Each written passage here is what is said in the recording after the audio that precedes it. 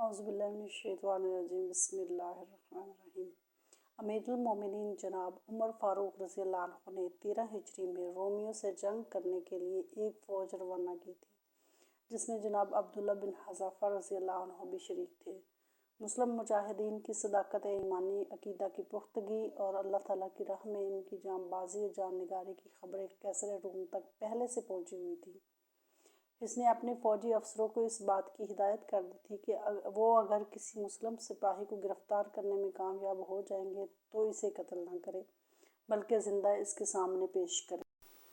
اللہ کی مرضی، اتفاق سے جناب عبداللہ بن حذافہ رضی اللہ عنہ رومی فوجیوں کے ہاتھوں گرفتار ہو گئے۔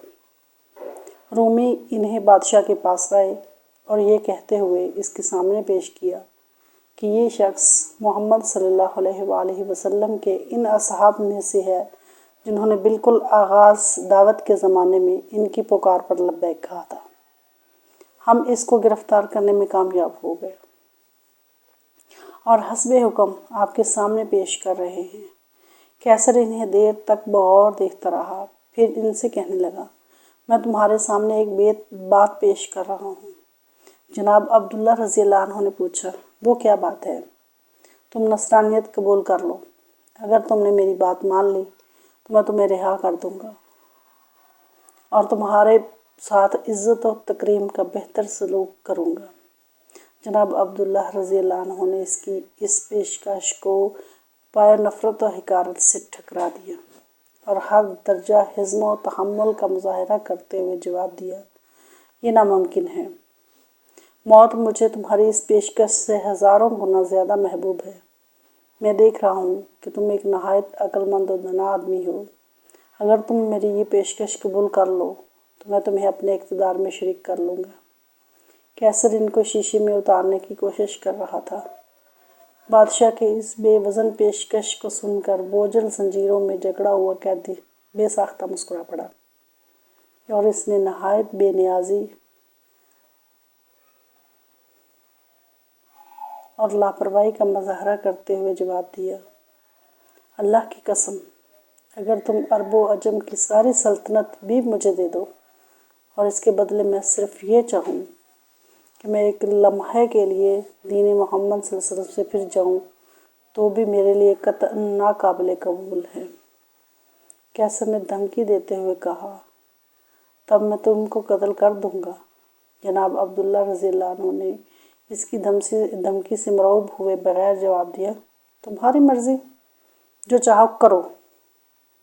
پھر قیصر نے انہیں ٹکٹکی طبائی جس سے مجرموں کے ہاتھ پاؤں باندھ کر کوڑے یا بید مارتے ہیں پر باندھنے کا حکم دیا۔ اس حکم کی فوراً تعمیل کی گئی اور انہیں ٹکٹکی پر باندھ دیا گیا۔ اس کے بعد اس نے جلاد سے رومی زبان میں کہا کہ اس کے دونوں ہاتھوں کے آس پاس تیر چلاؤ۔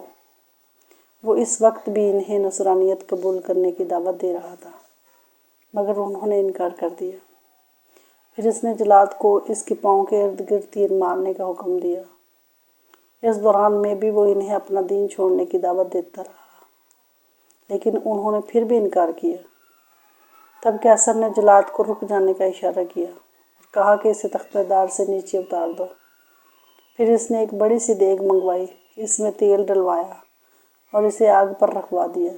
جب تیل کھولنے لگا تو اس نے مسلم قیدیوں میں سے 2 آدمیوں کو بلوایا اور ان میں سے ایک کو کھولتے ہوئے تیل میں ڈلوا دیا۔ اس میں ڈالتے ہی ان کے بدن کا گوشت الگ ہو گیا اور ہڈیاں نظر آنے لگیں۔ قیصر نے جناب عبداللہ بن حذافہ رضی اللہ عنہ کی طرف رخ کرتے ہوئے کہا، ان کو نصرانیت قبول کرنے کی دعوت دی مگر انہوں نے پہلے سے بھی زیادہ سختی کے ساتھ اس کی دعوت کو رد کر دیا۔ جب وہ ان سے بالکل مایوس ہو گیا تو انہیں بھی اسی دیگ میں ڈالنے کا حکم دیا جس میں ان کے دونوں ساتھیوں کو ڈالا گیا۔ جب انہیں کشا دیگ کی طرف لے جایا جا رہا تھا تو ان کی آنکھیں اشک آلود ہو گئیں۔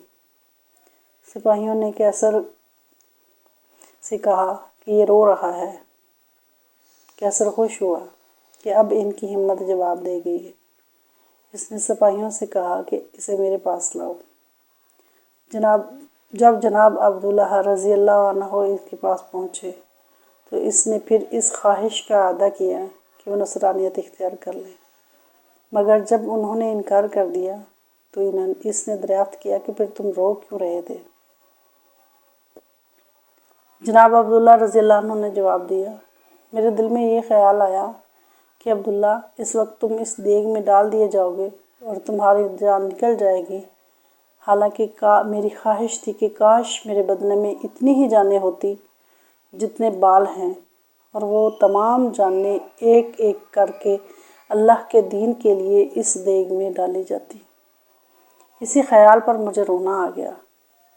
ہرقل نے پوچھا، اچھا کیا تم میرے سر کو بوسہ دے سکتے ہو؟ اگر تم ایسا کرو تو میں تم کو رہا کر دوں گا۔ جناب عبداللہ رضی اللہ عنہ نے سوال کیا، میرے دوسرے تمام مسلمان ساتھیوں کو بھی؟ کیسر نے جواب دیا، ہاں، دوسرے تمام مسلمان قیدیوں کو بھی تمہارے ساتھ رہا کر دیا جائے گا۔ جناب عبداللہ بن حذافہ رضی اللہ عنہ کہتے ہیں کہ میں نے دل میں سوچا کہ یہ اللہ کا ایک دشمن ہے، اگر میں اس کے سر کو بوسہ دے دوں تو یہ اس کے بدلہ میں مجھے اور تمام مسلمان قیدیوں کو رہا کر دے گا۔ ایسا کر لینے میں میرا کیا نقصان ہے؟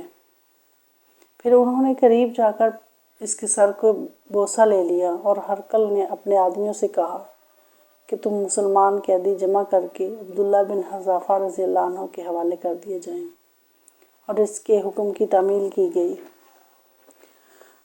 جب جناب عبداللہ بن حذافہ رضی اللہ عنہ خلیفہ کی خدمت میں پہنچے تو انہوں نے اپنی یہ آپ بیتیاں ان کو سنائی، جس کو سن کر وہ بہت خوش ہوئے اور قیدیوں کو دیکھا تو فرمایا کہ ہر مسلمان پر یہ حق ہے کہ عبداللہ بن حذافہ رضی اللہ عنہ کے سر کو بوسہ دے، اور یہ حق سب سے پہلے میں ادا کر رہا ہوں۔ اور پھر انہوں نے جناب عبداللہ بن حذافہ رضی اللہ عنہ کے سر کا بوسہ لیا۔